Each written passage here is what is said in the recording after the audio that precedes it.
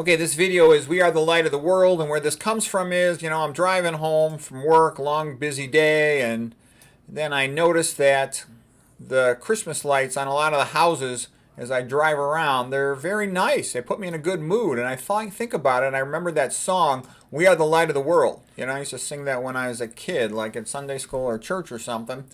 And I thought that's what Christianity does to Christmas. If it wasn't for Christmas, it would be just another cold winter day, kind of bleak. But instead, it's a big celebration. And many people will tell you, all the Christians will tell you, it's the best time of the whole year. Everybody's real nice. From Thanksgiving to Christmas, everything is sort of beautiful with all the decorations and the anticipation, the enthusiasm of seeing family, relatives, and friends all getting together for the holidays. And it's a beautiful thing. It's always been my favorite time of the year. So what I'm saying is, if it wasn't for Christianity and Christmas, it would just be winter break. Okay, what does that mean? That means nothing. Secular humanism and atheism is bleak. Okay, it's inhuman. It stinks. Okay, and happy holidays is respectful. It's nice, but Merry Christmas is much better. Okay, so here's just typical Christmas lights, kind of gaudy, a little bit of a Santa, Santa, Santa type of thing. And here's more of a religious nativity type of scene.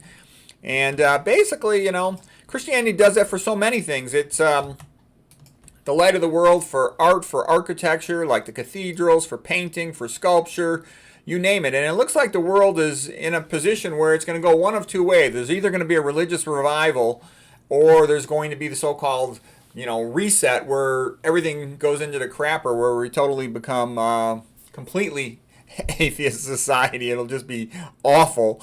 And so hopefully it'll go there. Basically what does religion mean? It means religare.